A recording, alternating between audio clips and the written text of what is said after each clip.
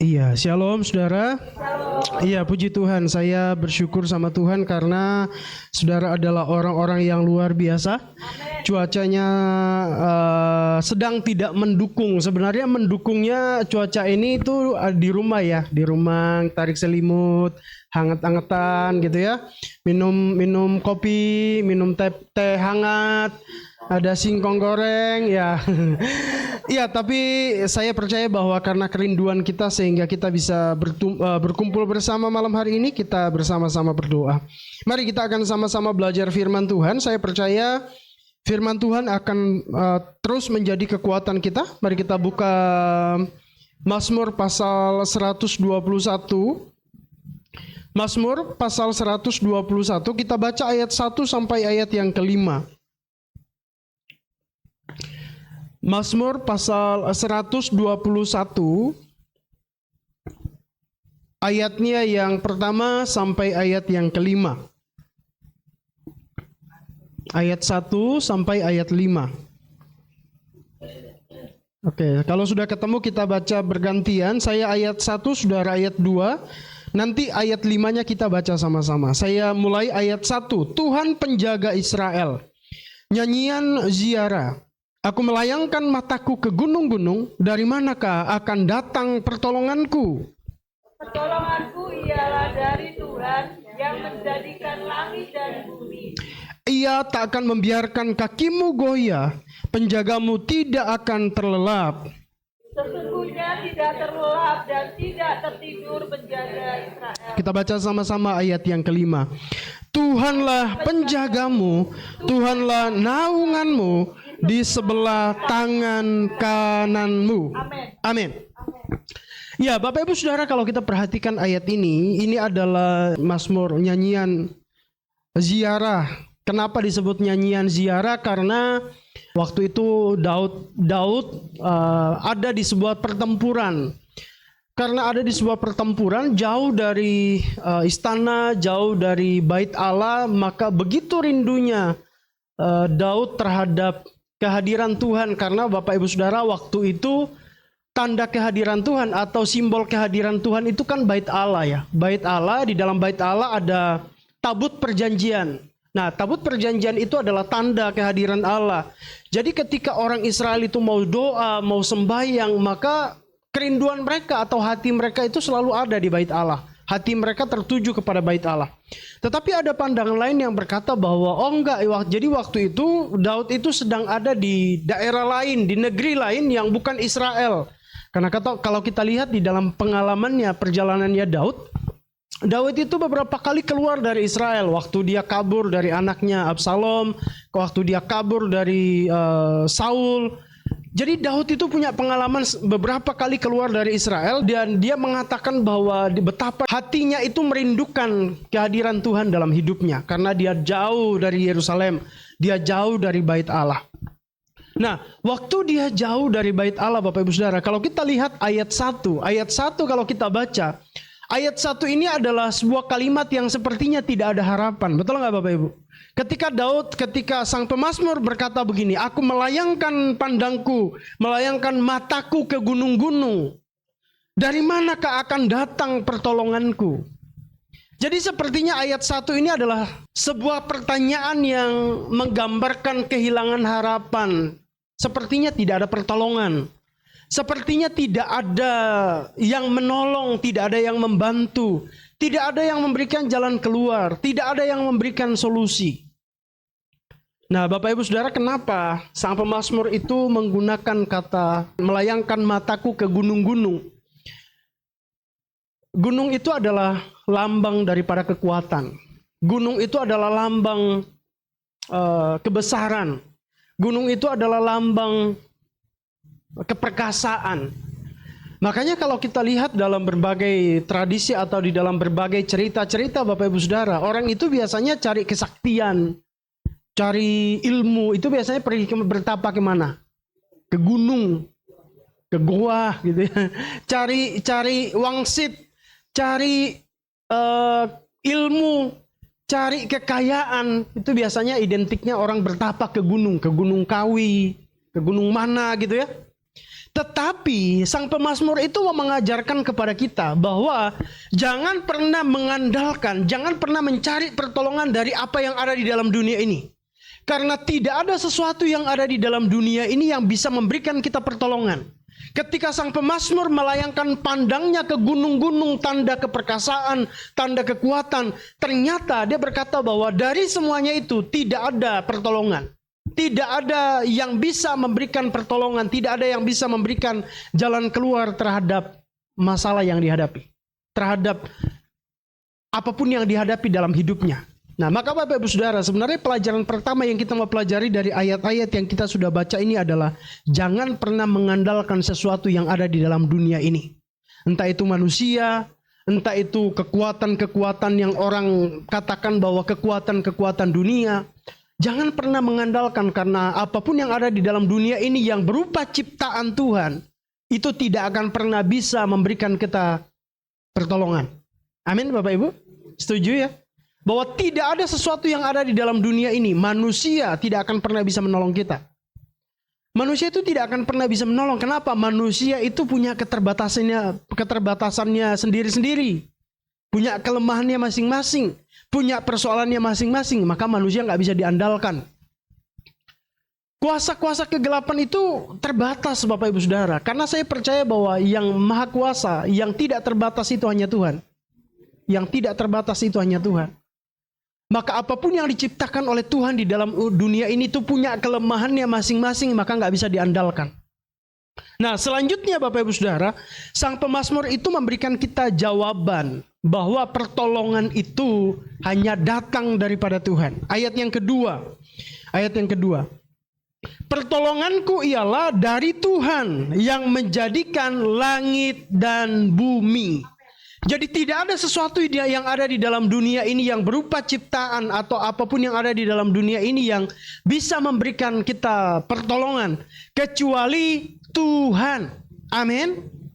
Kecuali Tuhan. Tuhan satu-satunya pertolongan saya dan saudara. Tuhan satu-satunya yang bisa menolong saya dan saudara. Tuhan satu-satunya yang bisa memberikan kita jalan keluar atas setiap pergumulan yang kita hadapi. Tuhan satu-satunya yang bisa memberikan kita kekuatan saat kita lemah. Tuhan satu-satunya yang bisa memberikan kita kesembuhan saat kita sedang sakit. Tuhan satu-satunya yang mampu menyediakan kebutuhan kita, apa yang kita perlukan.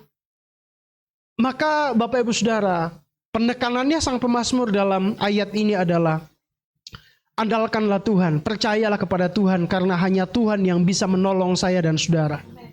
Maka kita harus mengandalkan Tuhan di dalam segala keperkasaannya, kuasanya, kebaikannya, pemeliharaannya, anugerahnya. Itu semua Tuhan miliki. Kuasa, kebaikan, pemeliharaan, anugerah. Itu semua datangnya dari Tuhan Bapak Ibu Saudara. Maka hanya Tuhan yang bisa kita andalkan. Hanya Tuhan yang kita bisa harapkan sebagai sumber pertolongan dalam hidup kita. Maka biarlah kita berharap kepada pertolongannya. Karena kita yakin, kita percaya bahwa Tuhan itu bisa menolong kita dengan caranya dan tepat pada waktunya Tuhan. Caranya Tuhan itu ajaib Bapak Ibu Saudara. Caranya Tuhan itu luar biasa. Tidak bisa ditebak dengan pikiran kita. Tidak bisa dipahami dengan akal budi kita. Karena cara Tuhan itu begitu dahsyat, begitu ajaib. Tidak bisa dipahami. Dan cara Tuhan bekerja itu tepat sesuai dengan waktunya Tuhan. Makanya kita tidak bisa memaksa Tuhan. Kita tidak bisa meminta Tuhan untuk bekerja sesuai dengan keinginan kita. Dengan cara kita, dengan keinginan kita, waktu kita. Tapi Tuhan itu selalu bekerja sesuai dengan waktunya dan caranya. Karena saya percaya bahwa Tuhan itu berkuasa dalam segala hal. Amin. Dia mampu melakukan segala sesuatunya dengan caranya. Makanya saya pernah sampaikan bahwa ada dua orang sakit. Sakitnya sama. Sama-sama buta. Di dalam Alkitab kita banyak baca ya. Sama-sama buta. Tapi yang satunya langsung dijamah matanya, langsung sembuh. Tapi yang satunya harus meludah dulu, kemudian diaduk-aduk ludahnya di tanah, baru diolesin ke matanya. Pertanyaannya adalah kenapa nggak langsung dijamah saja? Sebelumnya dia menjamah. Kenapa nggak langsung dijamah? Tuhan itu mau menunjukkan caranya bekerja. Dia bekerja sesuai dengan caranya. Dia menyembuhkan orang sesuai dengan caranya, sesuai dengan maunya dia. Maka Bapak Ibu Saudara, kita percaya kepada Tuhan bahwa Dia adalah Tuhan yang punya banyak cara untuk menolong kita. Dia punya banyak cara dengan keajaibannya, dengan kekuasaannya, dengan kemampuannya. Dia menolong kita karena saya percaya bahwa Tuhan tahu yang terbaik buat kita. Dia bekerja sesuai dengan waktunya. Waktunya yang terbaik, Tuhan akan menolong saya dan saudara. Amin. Maka Bapak Ibu Saudara, dari ayat-ayat yang kita baca ini, ayat ini mendorong kita untuk berharap hanya kepada Tuhan, bahwa hanya Tuhanlah yang menjadi sumber pertolongan kita. Yang kedua, hanya Tuhanlah yang menjadi sumber kekuatan kita. Ayat yang ketiga, Ia tak akan membiarkan kakimu goyah. Dia tidak akan pernah membuat saya dan saudara mengalami kelemahan, dalam artian waktu kita berjalan, kekuatan kita habis, Dia yang bisa menambah kekuatan kita. Dia tidak membiarkan kita untuk terus-terusan mengalami keletihan, terus-terusan mengalami kelemahan, tapi Dia tahu waktu kita mengalami kelemahan, Dia menambah kekuatan kita. Dia memberikan kita kekuatan yang baru. Amin. Maka Bapak Ibu Saudara, kadang-kadang mungkin kita merasa bahwa aduh, kita kehabisan tenaga, kita kehabisan kekuatan, kita kehabisan tenaga di dalam menjalani baik itu fisik kita. Kadang-kadang fisik kita itu sepertinya lelah, habis tenaga gitu. Kadang-kadang kita berasa nafas saja kayaknya nggak kuat gitu kan. Sepertinya habis tenaga. Tapi 1-2 hari loh tenaganya balik lagi gitu. Dipulihkan tenaganya. Dan saya percaya bahwa hanya Tuhan yang bisa menambah kekuatan kita. Hanya Tuhan yang bisa memulihkan kekuatan kita. Maka ayat ini benar sekali bahwa Ia tak akan membiarkan kakimu goyah. Firman Tuhan juga berkata bahwa ketika orang benar jatuh, dia tidak akan pernah dibiarkan jatuh tergeletak, tapi Tuhan akan menopang dia dengan tangannya yang perkasa. Amin. Tangan kita ditopang oleh Tuhan. Dia tidak akan pernah membiarkan kita goyah. Itu artinya bahwa Dia satu-satunya yang menjadi sumber kekuatan kita. Berikutnya Bapak Ibu Saudara, sang pemazmur itu mengingatkan kita kepada Tuhan bahwa Dia adalah Tuhan yang tidak pernah terlelap. Dia adalah penjaga yang tidak pernah tertidur. Jadi Dia adalah sumber pertolongan kita, Dia adalah sumber kekuatan kita, Dia adalah penjaga kita yang tidak pernah tertidur. Karena kalau Allah tertidur, Dia bukan Allah. Tapi Tuhan itu tidak pernah tertidur. Itu artinya Bapak Ibu Saudara bahwa pengawasan Tuhan itu kepada kita secara individu, secara pribadi. Tuhan itu melihat kita satu-satu. Apa yang kita alami, apa yang terjadi atas hidup kita. Tuhan itu lihat kita satu-satu karena Dia adalah penjaga yang tidak pernah tertidur. Bukan berarti bahwa kita merendahkan Tuhan itu seperti penjaga, seperti security yang kerjaannya cuma hanya jaga gitu. Bukan. Tetapi di dalam kemahakuasaannya, Dia itu melihat kita, mengawasi kita, memantau kita satu persatu. Itu artinya Tuhan tahu waktu kita sedang sedih, Tuhan tahu waktu kita sedang susah, Tuhan tahu waktu kita sedang lemah, Tuhan tahu waktu kita sedang mengalami pergumulan, Tuhan tahu waktu kita sedang di dalam kekurangan, Tuhan tahu waktu kita sedang di dalam pergumulan. Tuhan tahu semua itu karena Dia adalah penjaga yang tidak pernah tertidur. Maka Bapak Ibu Saudara, biarlah kita berharap kepada Tuhan dengan iman kita bahwa Dia adalah penjagaku, Dia yang selalu mengawasi hidupku. Maka seluruh hidupku, keberadaanku itu ada di dalam pantauan Tuhan, ada di dalam pandangan Tuhan. Sehingga dengan perasaan seperti itu, dengan keyakinan itu akan membuat kita berjalan setiap hari tanpa merasa saya sendirian, tanpa merasa takut, tanpa merasa ragu-ragu, tanpa merasa cemas. Kenapa? Kita yakin ada Tuhan yang selalu mengawasi saya, ada Tuhan yang selalu memantau saya. Waktu saya sedih Dia tahu, waktu saya susah Dia tahu, waktu saya sedang lemah Dia tahu. Karena Dia adalah penjaga yang tidak pernah tertidur. Dia tidak pernah terlelap. Nah, oleh karena itu Bapak Ibu Saudara, sang pemazmur itu mau mengingatkan kita bahwa Tuhan itu selalu ada buat kita. Amin. Makanya ayat yang kelima bilang begini, Tuhanlah penjagamu, Tuhanlah naunganmu di sebelah tangan kananmu. Artinya apa Bapak Ibu Saudara? Dimanapun kita ada, Tuhan itu selalu ada di sisi kita. Dimanapun kita berada, Tuhan itu selalu ada di sisi kita. Dia tidak pernah meninggalkan kita, tetapi Dia adalah pembela yang selalu beserta dengan anak-anaknya. Maka ayat ini juga mau mendorong kita bahwa ayo jadikan Tuhan itu sebagai tempat kita bersandar, tempat naungan kita. Tidak ada tempat lain yang kita jadikan tempat bersandar, tidak ada hal lain yang kita jadikan sebagai sebagai sumber pertolongan, tidak ada hal lain yang kita jadikan sebagai sandaran hidup kita, tidak ada hal lain yang kita jadikan sebagai tempat untuk kita mengadu kecuali Tuhan menjadi sandaran kita, menjadi naungan kita. Maka biarlah kita tetap beriman kepada Tuhan di dalam apapun keberadaan kita, dalam segala keberadaan kita, biarlah kita tetap beriman kepada Tuhan. Tidak ada sesuatu yang kita bisa andalkan, kata pemazmur.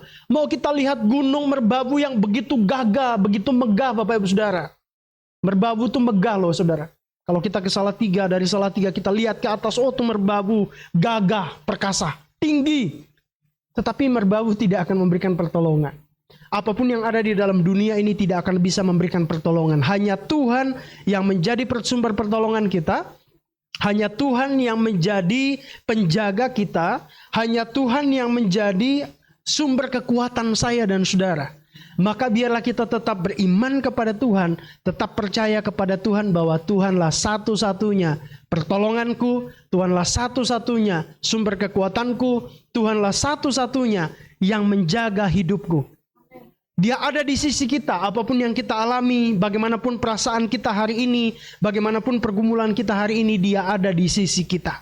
Maka tetap percaya sama Tuhan, tetap andalkan Tuhan.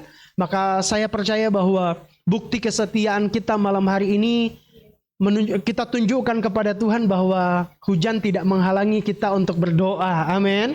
Hujan tidak menghalangi kita untuk datang kepada Tuhan, karena kita mau menunjukkan kepada Tuhan bahwa hanya Tuhan yang kita andalkan dalam hidup ini. Hanya Tuhan yang kita yakini, yang kita percaya menjadi kekuatan kita, menjadi penjaga kita. Maka apapun keberadaan kita, meskipun cuacanya tidak mendukung, tapi aku mau tetap menyerahkan hidupku sama Tuhan, untuk bersandar sama Tuhan, menyerahkan hidupku sama Tuhan, karena Dialah satu-satunya pertolongan dalam hidup kita. Maka saya mengajak kita semua untuk tetap berharap sama Tuhan, tetap mengandalkan Tuhan, tetap percaya bahwa Dia adalah sumber pertolongan kita. Dan saya mengajak kita untuk terus tekun setia di dalam Tuhan, mencari Tuhan apapun keberadaan kita, apapun tantangannya, tapi biarlah kita tetap setia sama Tuhan. Saudara mau tetap setia sama Tuhan? Amin. Mari kita berdoa.